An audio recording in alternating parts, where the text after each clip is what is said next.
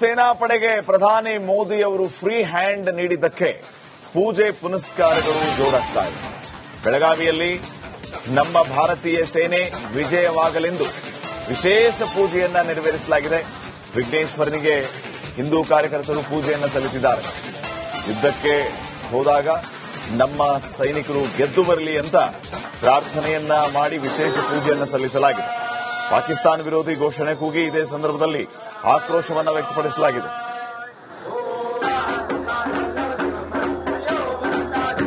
ಜಮ್ಮು ಕಾಶ್ಮೀರದ ಪಹಲ್ಗಾಮ್ನಲ್ಲಿ ಅಮಾಯಕ ಪ್ರವಾಸಿಗರ ಮೇಲೆ ಉಗ್ರಗಾಮಿಗಳು ಮಾರಣ ಹೋಮವನ್ನು ಮಾಡಿದ್ರು.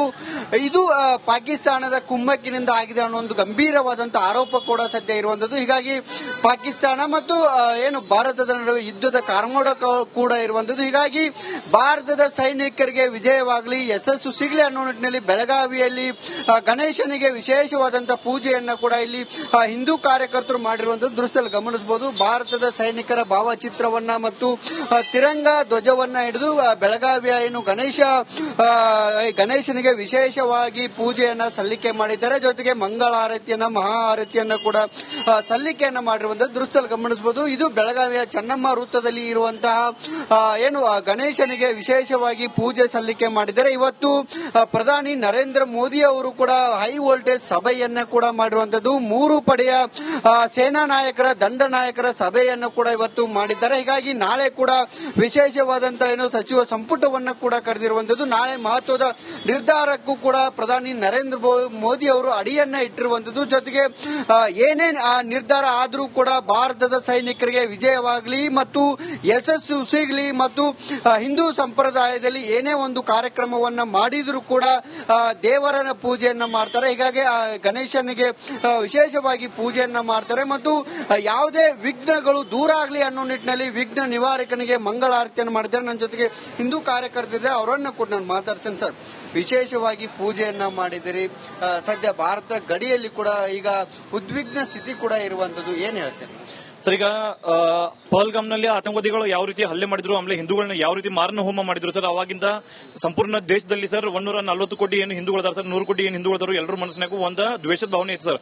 ಅದು ನಾವು ಒಂದು ನಮ್ಗೆ ಹಗಲು ರಾತ್ರಿ ನಿದ್ದೆ ಬರತ್ತಿಲ್ಲ ಸರ್. ಆ ರೀತಿ ಅವ್ರನ್ನ ಹೊಡೆದಿದ್ ನೋಡಿ ನಮ್ಮ ಹೆಣ್ಮಕ್ಳು. ಸೇನಾಪಡೆಗೆ ಪ್ರಧಾನಿ ಮೋದಿ ಅವರು ಫ್ರೀ ಹ್ಯಾಂಡ್ ನೀಡಿದ್ದಕ್ಕೆ ಪೂಜೆ ಪುನಸ್ಕಾರಗಳು ಜೋರಾಗ್ತಾ ಇವೆ. ಬೆಳಗಾವಿಯಲ್ಲಿ ನಮ್ಮ ಭಾರತೀಯ ಸೇನೆ ವಿಜಯವಾಗಲೆಂದು ವಿಶೇಷ ಪೂಜೆಯನ್ನ ನೆರವೇರಿಸಲಾಗಿದೆ. ವಿಘ್ನೇಶ್ವರನಿಗೆ ಹಿಂದೂ ಕಾರ್ಯಕರ್ತರು ಪೂಜೆಯನ್ನ ಸಲ್ಲಿಸಿದ್ದಾರೆ. ಯುದ್ಧಕ್ಕೆ ಹೋದಾಗ ನಮ್ಮ ಸೈನಿಕರು ಗೆದ್ದು ಬರಲಿ ಅಂತ ಪ್ರಾರ್ಥನೆಯನ್ನ ಮಾಡಿ ವಿಶೇಷ ಪೂಜೆಯನ್ನ ಸಲ್ಲಿಸಲಾಗಿದೆ. ಪಾಕಿಸ್ತಾನ ವಿರೋಧಿ ಘೋಷಣೆ ಕೂಗಿ ಇದೇ ಸಂದರ್ಭದಲ್ಲಿ ಆಕ್ರೋಶವನ್ನು ವ್ಯಕ್ತಪಡಿಸಲಾಗಿದೆ.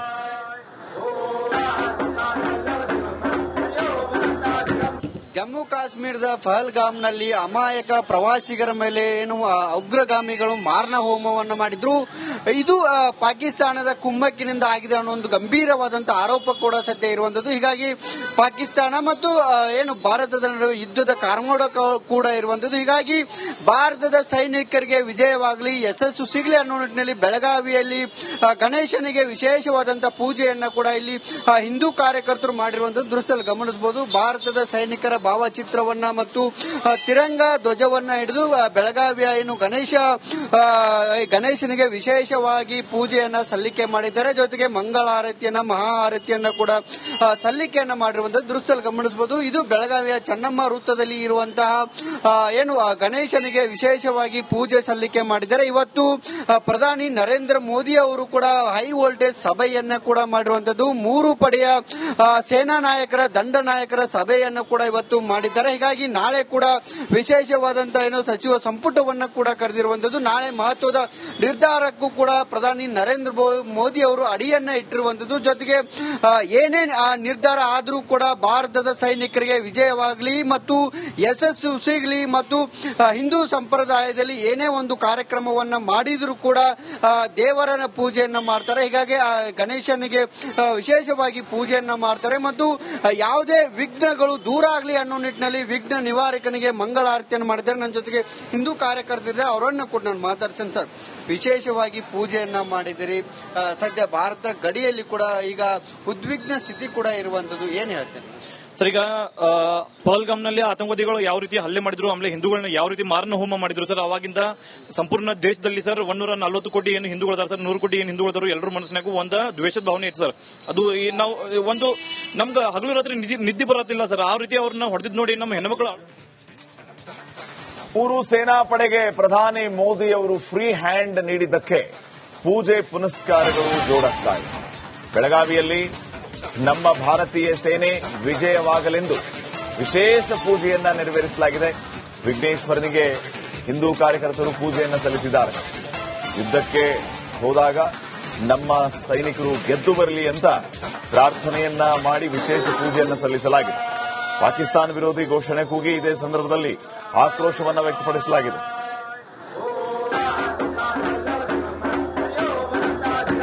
ಜಮ್ಮು ಕಾಶ್ಮೀರದ ಪಹಲ್ಗಾಮ್ನಲ್ಲಿ ಅಮಾಯಕ ಪ್ರವಾಸಿಗರ ಮೇಲೆ ಏನು ಉಗ್ರಗಾಮಿಗಳು ಮಾರಣ ಹೋಮವನ್ನು ಮಾಡಿದ್ರು. ಇದು ಪಾಕಿಸ್ತಾನದ ಕುಮ್ಮಕ್ಕಿನಿಂದ ಆಗಿದೆ ಅನ್ನೋ ಒಂದು ಗಂಭೀರವಾದಂತಹ ಆರೋಪ ಕೂಡ ಸದ್ಯ ಇರುವಂತದ್ದು. ಹೀಗಾಗಿ ಪಾಕಿಸ್ತಾನ ಮತ್ತು ಏನು ಭಾರತದ ನಡುವೆ ಯುದ್ಧದ ಕಾರ್ಮೋಡ ಕೂಡ ಇರುವಂತದ್ದು. ಹೀಗಾಗಿ ಭಾರತದ ಸೈನಿಕರಿಗೆ ವಿಜಯವಾಗಲಿ, ಯಶಸ್ಸು ಸಿಗಲಿ ಅನ್ನೋ ನಿಟ್ಟಿನಲ್ಲಿ ಬೆಳಗಾವಿಯಲ್ಲಿ ಗಣೇಶನಿಗೆ ವಿಶೇಷವಾದಂತಹ ಪೂಜೆಯನ್ನ ಕೂಡ ಇಲ್ಲಿ ಹಿಂದೂ ಕಾರ್ಯಕರ್ತರು ಮಾಡಿರುವಂತದ್ದು ದೃಶ್ಯದಲ್ಲಿ ಗಮನಿಸಬಹುದು. ಭಾರತದ ಸೈನಿಕರ ಭಾವಚಿತ್ರವನ್ನ ಮತ್ತು ತಿರಂಗ ಧ್ವಜವನ್ನ ಹಿಡಿದು ಬೆಳಗಾವಿಯ ಏನು ಗಣೇಶನಿಗೆ ವಿಶೇಷವಾಗಿ ಪೂಜೆಯನ್ನ ಸಲ್ಲಿಕೆ ಮಾಡಿದ್ದಾರೆ. ಜೊತೆಗೆ ಮಂಗಳಾರತಿಯನ್ನ, ಮಹಾಆರತಿಯನ್ನ ಕೂಡ ಸಲ್ಲಿಕೆಯನ್ನ ಮಾಡಿರುವಂತಹ ದೃಶ್ಯದಲ್ಲಿ ಗಮನಿಸಬಹುದು. ಇದು ಬೆಳಗಾವಿಯ ಚೆನ್ನಮ್ಮ ವೃತ್ತದಲ್ಲಿ ಇರುವಂತಹ ಏನು ಗಣೇಶನಿಗೆ ವಿಶೇಷವಾಗಿ ಪೂಜೆ ಸಲ್ಲಿಕೆ ಮಾಡಿದ್ದಾರೆ. ಇವತ್ತು ಪ್ರಧಾನಿ ನರೇಂದ್ರ ಮೋದಿ ಅವರು ಕೂಡ ಹೈ ವೋಲ್ಟೇಜ್ ಸಭೆಯನ್ನ ಕೂಡ ಮಾಡಿರುವಂತದ್ದು. ಮೂರು ಪಡೆಯ ಸೇನಾ ನಾಯಕರ, ದಂಡ ನಾಯಕರ ಸಭೆಯನ್ನು ಕೂಡ ಇವತ್ತು ಮಾಡಿದ್ದಾರೆ. ಹೀಗಾಗಿ ನಾಳೆ ಕೂಡ ವಿಶೇಷವಾದಂತಹ ಏನು ಸಚಿವ ಸಂಪುಟವನ್ನ ಕೂಡ ಕರೆದಿರುವಂತದ್ದು. ನಾಳೆ ಮಹತ್ವದ ನಿರ್ಧಾರಕ್ಕೂ ಕೂಡ ಪ್ರಧಾನಿ ನರೇಂದ್ರ ಮೋದಿ ಅವರು ಅಡಿಯನ್ನ ಇಟ್ಟಿರುವಂತದ್ದು. ಜೊತೆಗೆ ಏನೇ ನಿರ್ಧಾರ ಆದರೂ ಕೂಡ ಭಾರತದ ಸೈನಿಕರಿಗೆ ವಿಜಯವಾಗಲಿ ಮತ್ತು ಯಶಸ್ಸು ಸಿಗಲಿ ಮತ್ತು ಹಿಂದೂ ಸಂಪ್ರದಾಯದಲ್ಲಿ ಏನೇ ಒಂದು ಕಾರ್ಯಕ್ರಮವನ್ನ ಮಾಡಿದರೂ ಕೂಡ ದೇವರ ಪೂಜೆಯನ್ನ ಮಾಡ್ತಾರೆ. ಹೀಗಾಗಿ ಗಣೇಶನಿಗೆ ವಿಶೇಷವಾಗಿ ಪೂಜೆಯನ್ನ ಮಾಡ್ತಾರೆ ಮತ್ತು ಯಾವುದೇ ವಿಘ್ನಗಳು ದೂರ ಆಗಲಿ ಅನ್ನೋ ನಿಟ್ಟಿನಲ್ಲಿ ವಿಘ್ನ ನಿವಾರಕನಿಗೆ ಮಂಗಳಾರತಿಯನ್ನು ಮಾಡಿದ್ದಾರೆ. ನನ್ನ ಜೊತೆಗೆ ಹಿಂದೂ ಕಾರ್ಯಕರ್ತರಿದ್ದಾರೆ, ಅವರನ್ನ ಕೂಡ ನಾನು ಮಾತಾಡ್ತೇನೆ. ಸರ್, ವಿಶೇಷವಾಗಿ ಪೂಜೆಯನ್ನ ಮಾಡಿದಿರಿ. ಸದ್ಯ ಭಾರತ ಗಡಿಯಲ್ಲಿ ಕೂಡ ಈಗ ಉದ್ವಿಗ್ನ ಸ್ಥಿತಿ ಕೂಡ ಇರುವಂತದ್ದು, ಏನ್ ಹೇಳ್ತೇನೆ ಸರ್? ಈಗ ಪಹಲ್ಗಾಮ್ನಲ್ಲಿ ಆತಂಕವಾದಿಗಳು ಯಾವ ರೀತಿ ಹಲ್ಲೆ ಮಾಡಿದ್ರು, ಆಮೇಲೆ ಹಿಂದೂಗಳನ್ನ ಯಾವ ರೀತಿ ಮಾರಣ ಹೋಮ ಮಾಡಿದ್ರು ಸರ್, ಅವಾಗಿಂದ ಸಂಪೂರ್ಣ ದೇಶದಲ್ಲಿ ಸರ್ 140 ಕೋಟಿ ಏನು ಹಿಂದೂಗಳದಾರ ಸರ್, 100 ಕೋಟಿ ಏನು ಹಿಂದೂಗಳದಾರು ಎಲ್ಲರ ಮನಸ್ಸಿನಾಗೂ ಒಂದು ದ್ವೇಷದ ಭಾವನೆ ಐತೆ ಸರ್. ಅದು ನಾವು ಒಂದು ನಮ್ಗೆ ಹಗಲು ರಾತ್ರಿ ನಿದ್ದೆ ಬರತ್ತಿಲ್ಲ ಸರ್. ಆ ರೀತಿ ಅವ್ರನ್ನ ಹೊಡೆದಿದ್ ನೋಡಿ ನಮ್ಮ ಹೆಣ್ಮಕ್ಳು.